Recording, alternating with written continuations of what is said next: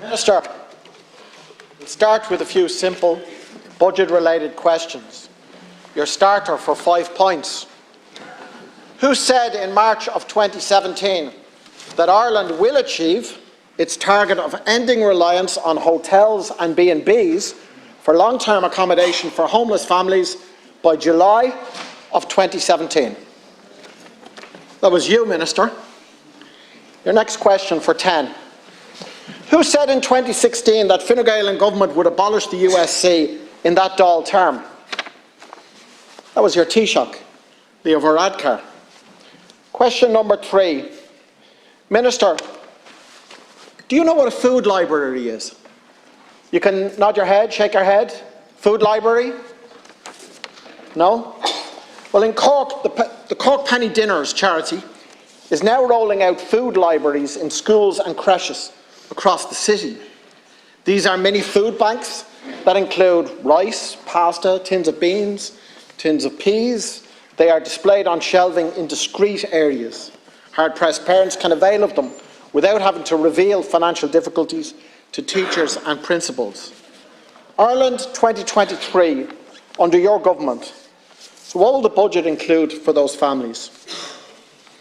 Some of those families struggle with mortgages. There have been 10 interest rate increases. 10. For people on trackers and variables, it's like being put on a rack and stretched. The government should cap mortgage interest rates and make the banks that you privatised cover the costs from their super profits. Gas and electricity charges. Yesterday, the ESB, a company owned and controlled by the state, announced half-yearly profits of more than €600 million. Here's an opportunity. Slash gas and electricity prices. Not 15%, not a trim, a major cut. Tell the ESB it's to operate on a not-for-profit basis and pass the profits on. But no, you defend those profits and you leave the energy bills sky high. Your government is a government with no vision. A socialist government looking at a €65 billion surplus over 4 years would spy a real opportunity to put in place transformational change in our society. Strong public services, the likes of which we've never had. Free state-run childcare. Free public transport. A state construction company to build a big increase in social and affordable housing. A one-tier national health service free at the point of entry. But your government side with the millionaires rather than the millions, and then squander the rest of it, sprinkling a bit of dust here, bit of dust there, on this, on that, trying to buy a few votes, trying to sneak the next election. In conclusion, Minister, we want a budget for the millions, not for the millionaires. We want real change, not spare change. How can you defend your plans for a status quo budget when the country is crying out for real change? I'm not sure what kind of response the Deputy wants there, because he asked a whole lot of questions and then answered them. Maybe I'll just respond to the overall tenor of what you're saying.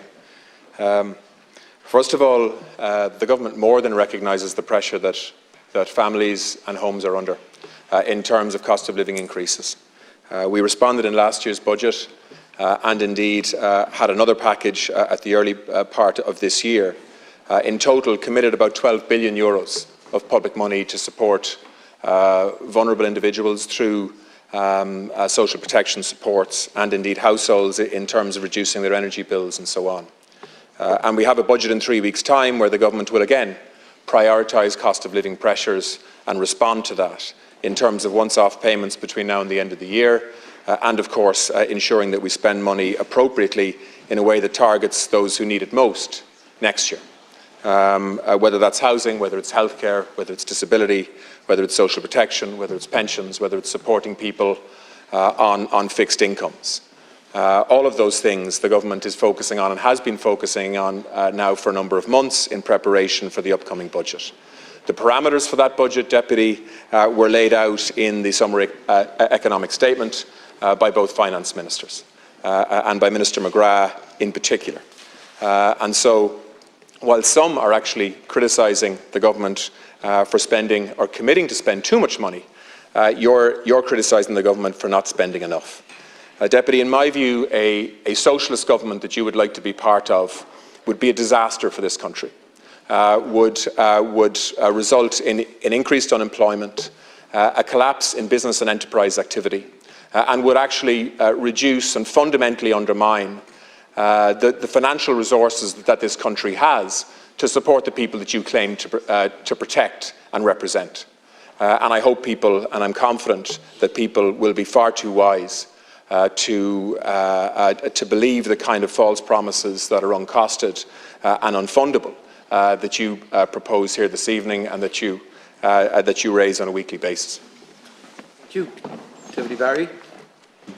Minister, you're planning on providing people with less assistance than you did last year.